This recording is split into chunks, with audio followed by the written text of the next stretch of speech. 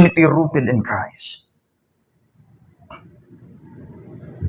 Pamilya Gabuni, Pamilya Roche, unfortunately, nasunog ang ilahang ginapuyan dito sa Bangkerohan. They were one of the victims. They lost everything.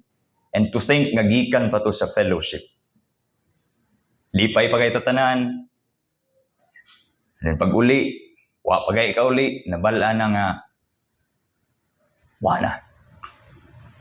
Way papilis na salbar. Chinilas ra siguro yung nabitbit. Wayot. But then this is our chance to display our unity in Christ by sharing what we have sa ilaha.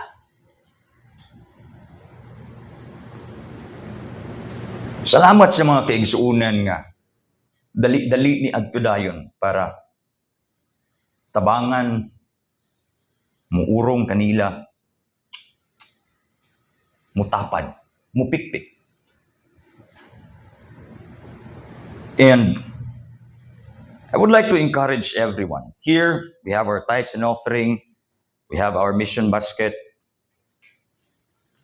But then just for this Sunday, I hope dili ninyo ikalain. But I really see this as an opportunity to display our unity in Christ. Let's put something here. Let's make this basket as our way of displaying our unity in Christ. Let's help our brethren. Bisag sa gamay man lang, katabang ta sa ilahang pagsugod usab. And again, this is not forced. Please do it voluntarily. Please make sure nga ang imuhang generosity is spirit-driven. And as you give your tithes and offering, unya, as you give your mission offering, this is just one time. Karon lang eh.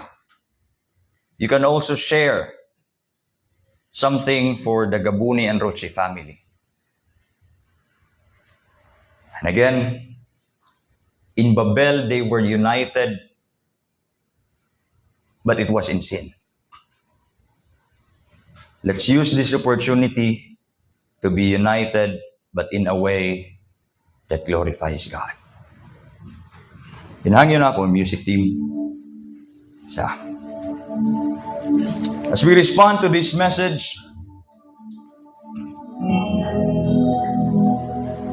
let us remember what God did in Babel. It is God and God alone. Mo hinungdan sa tanan, will sustain everything, will bless everything. And when as you give your tithes and offering, feel free to put anything out of your heart para sa taong mga kaigsuunan. Hallelujah. Let's sing this song, God and God alone.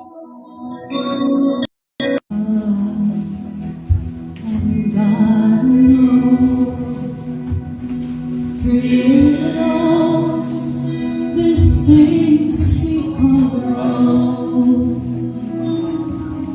from the mighty to the small, the glory in them all is God's and God's alone. God and God alone reveals the truth we call unknown, and the best and worst of man would change the master's plan. Is God's and God's alone. God and God alone is willing to take the universe's throne. Let everything that lives preserve His true expression.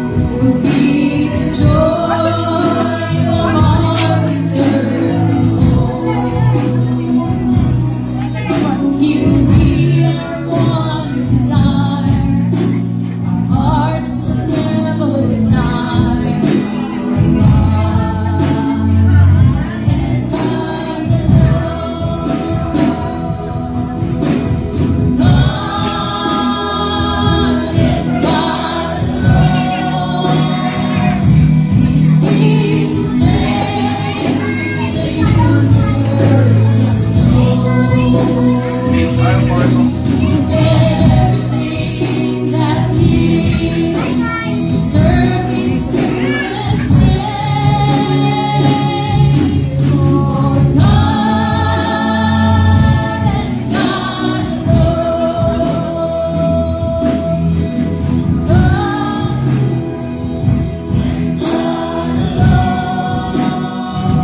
is here to take the universe home. Everything that lives deserve His truest praise. For God and God alone. Speak to take the universe home.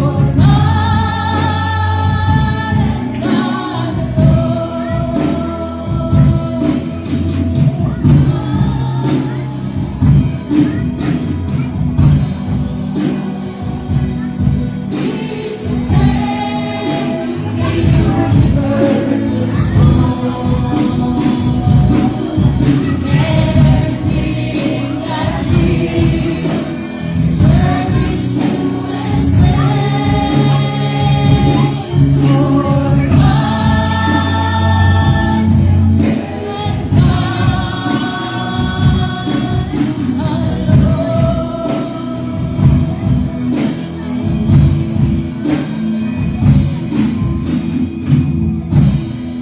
Hallelujah. Before the motto sa ating mga pag-ako, pwede na akong iyon si Sister Mary together with Brother Joy.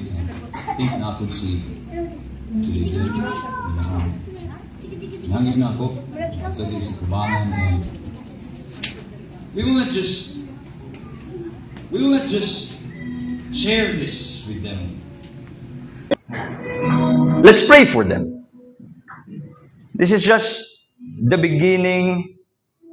We're not even sure unsa ni ka kung unsa ba gyud effect ani sa ilaha unsa ba. But then may this be a beginning, and we will also pray for them nga God will really provide their needs. And kani nga panghitabo is not something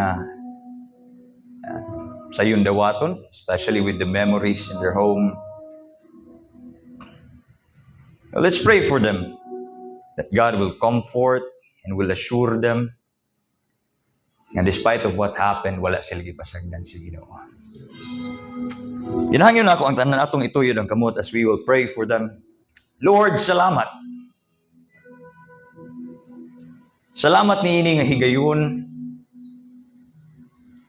for using everyone and for making us realize through your word that our unity can be done properly. That our unity can glorify you di ay gihapon.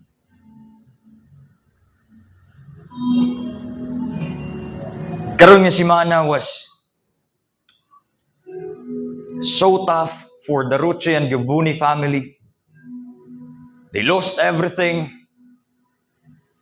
But then salamat for preserving their life.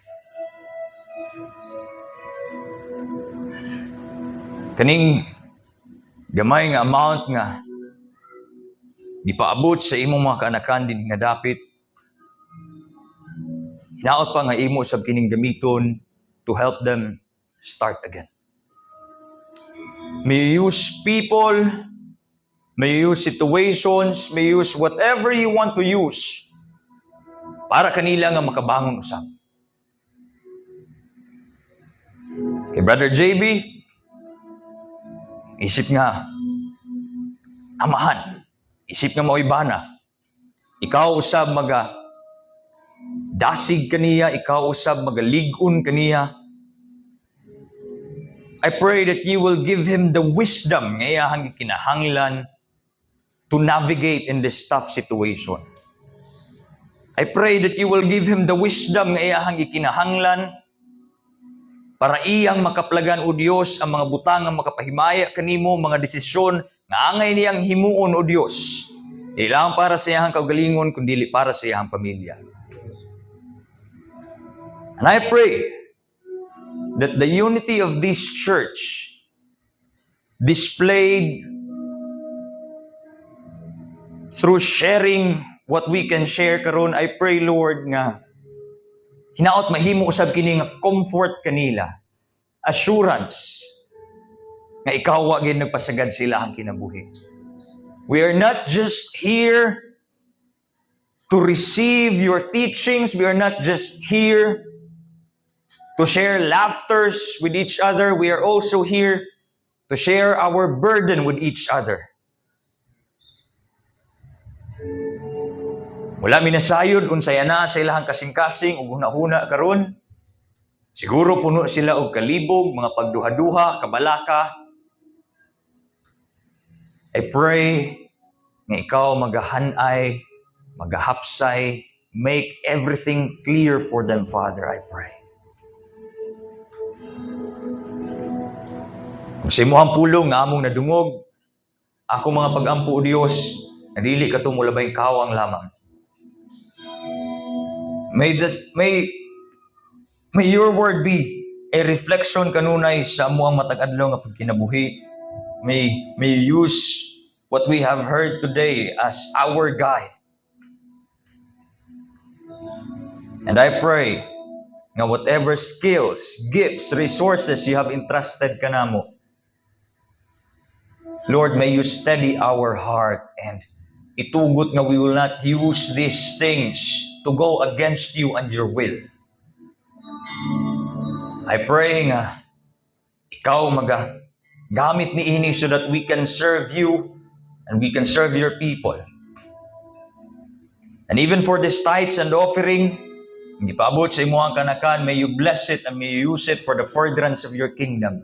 For the ministries you have entrusted to this church, for the ministries, O Lord, nga imuha pang igahatag yun, I pray, pinaayos sa ini pinansyal nga bahin, mahimong mapakuyan na pa ang mensahe sa maayong balita sa mga katawhan nga nagkinahanglan ni ini, sa mga karnero nimo, O Diyos, na wala pa sa imuhang turil.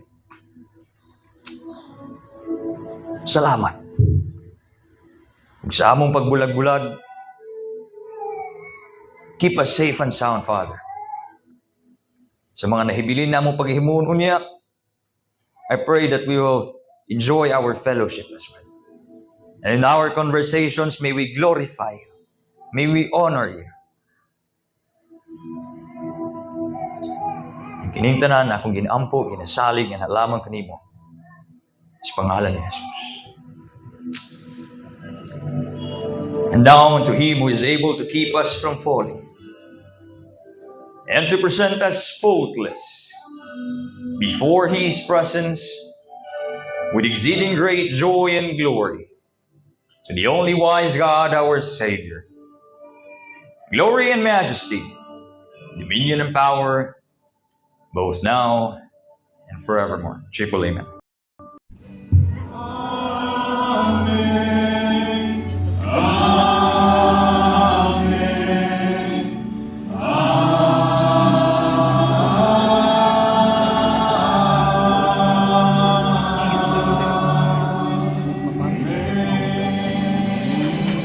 Salamat ang Diyos, magpapanalangin, kaninyong tanan, kumusta ang inyong mga pagsulat sa inyong dapat, sa inan, Happy Lord's Day, kanyang natin sharing, and salamat, happy Sunday.